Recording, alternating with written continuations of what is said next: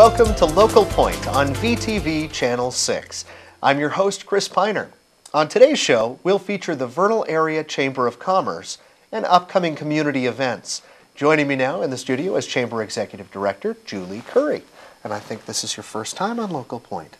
I think it is. With me, it's your well, first time. Well, it is definitely. So from me, on behalf of me, welcome to VTV's Local Point. Thanks, Chris. And we've got a lot to talk about because the Chamber of Commerce is very, very busy right now. We are one of the busiest chambers in the state. And when I hear about the things you're doing, it's unbelievable. And I'm very much aware of the business symposium you had recently because your guest speaker also came to Uinta High School, Yes. and we had the opportunity to hear him as well. Would you like to talk a little bit about what happened there? Well, Rulon Gardner was our guest speaker, and we were able to bring Rulon to Vernal thanks to UBTA UBET in Mountain America.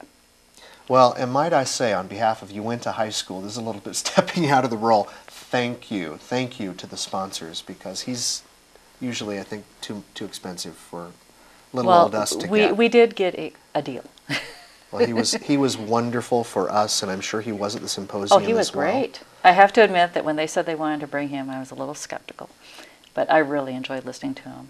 Yeah, he was very inspirational, and wasn't how many he? people get to have their picture taken with their arm around a wrestler? Well, an Olympic wrestler. For me, it was the autograph I got from my boy. So, but yeah, so this is an annual thing, the Business Symposium, it and it is brought to us by the Chamber. Yes, is that? The Chamber's been doing it for about 11 years.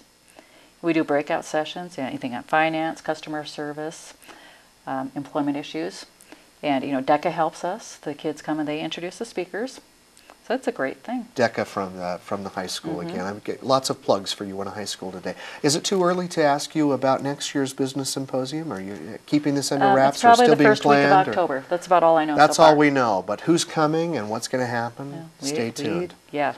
All Definitely. right. Well, you have other things going on as well. We're looking at Turkey Days right now. Yes. Turkey Days originated 35 years ago. Wow. And I believe they used to use live turkeys. In fact, I know they use live turkeys. When you say they use live turkeys, what they does that used to mean? give live turkeys away. Oh, they gave live turkeys Yes. away. That's what Turkey Days is about, giving out turkeys. Uh-huh. Ah. Merchants buy them, and then we do a drawing for 2 Saturdays. They will be November 17th and December 2nd. Well, I've never participated, but now I know what it is because I've seen people gathering around. I've seen people. Yes, so it's you're giving out turkeys, but not live. No, we don't. It evolved from the live turkeys, which I think one of the chamber presidents, I'm not going to say who, threw them off the Penny's building years ago. And domestic turkeys don't fly. Oh, they just plop? They plop. And so, do you remember the WKRP episode? I do, yes, from the air. We like to think, and I'm not quite sure if this is true, somebody told me it was, that that's where they got the idea. Oh, so they meant for them to plop.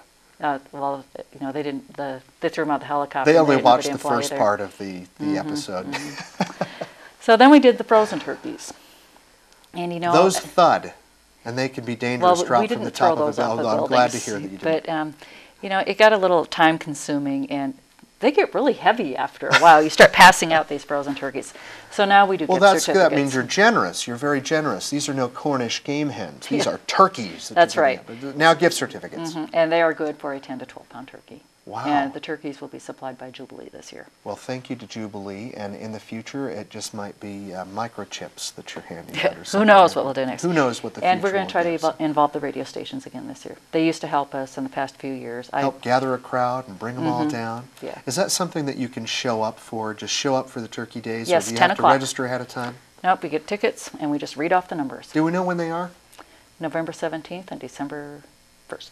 Ah, so or there are 2nd. 2 of them. Whichever the Saturday is, that's what day it is. Maybe I wrote it down. Thus, December Turkey 1st. Days, plural. I've got it They used to now. do it 4 weekends. Ah.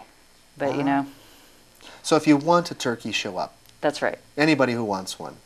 Do we know how many you give out? Not yet. Last year we did almost 300, though. Almost 300 turkeys. Yeah. I think I'd like to see that off the top of the And, Penny's building again. We have a lot of generous people in this community.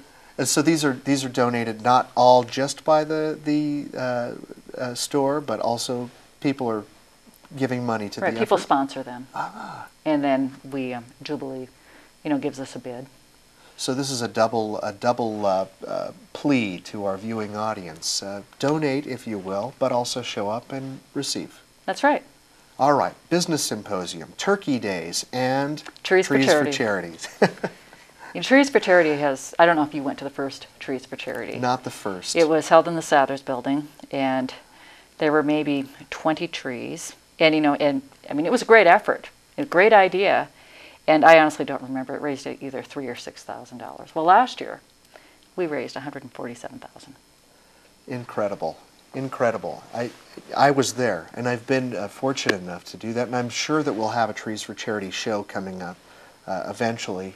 We almost always do, but I'm projecting that since we've done it in the past, but it's a great, great honor to be there. It's very exciting. It is. And it's inspirational to see how, as you said, generous this community actually is. Yeah, I always get a little emotional towards the end. Well, that's really remarkable to top 100,000 for this community. This gala event in our community. That's a hats off to this community for doing that. And our event is a lot different than the one in Salt Lake. In Salt Lake, they donate the trees to one charity.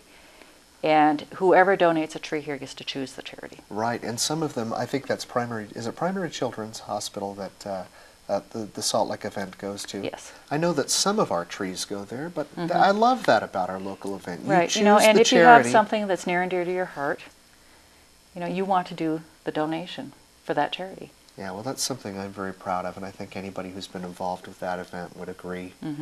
I'm glad you mentioned that. Now let's project to the next part of the year, January. You've got the water. 20th annual. You went to Basin Water Conference. I'm stuck on years here because we've been around for quite a while. Well, I'm impressed. I didn't know the turkeys were going for 35 years either. So 20th annual for the water it's a water conference. We get people from all over the state. Farmers, ranchers, right. People in the government, and they talk about water issues. Yes. And I'm working on getting Lieutenant Governor Gary Herbert here. So far, so good. That's the plan. That's the Stay plan, but you tuned never again on know. that one. Sometimes they have to cancel. Do we know the dates for that one? January 29th and 30th. January 29th and 30th. The Chamber of Commerce is a very, very busy organization. Yes, it is. You're doing so much, and you said that you're one of the busiest in the state of Utah. Oh, and we're working on a new project this year, too, but that's not till May. Can you tell us a little bit about it? I sure can. They used to do energy days. Some of the petroleum associations got together. Yes. Well, we're going to do one this year, but it's going to be called the Energy Symposium. And it'll be a day and a half, and then we're also moving our golf tournament to that time frame. So there's a golf tournament, too. So the list never ends. So the golf tournament, the Chamber Golf Tournament will be in May this year instead of April, and hopefully it'll be a little bit warmer.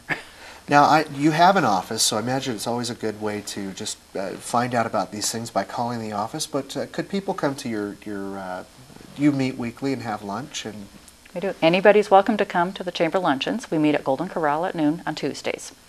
And we usually have a speaker. Actually, we always have a speaker. We do cancel a few meetings throughout the year. If it's a Tuesday after a holiday, sometimes we don't meet. And of course, if it's a holiday, we don't meet. But it's always a Tuesday.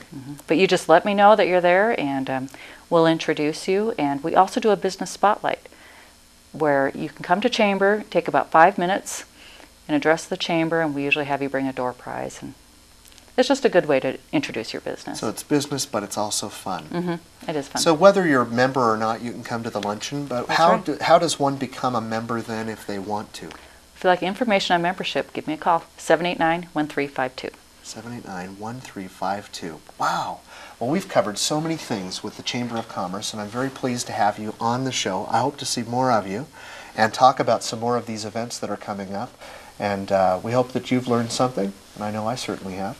Thanks for watching VTV today.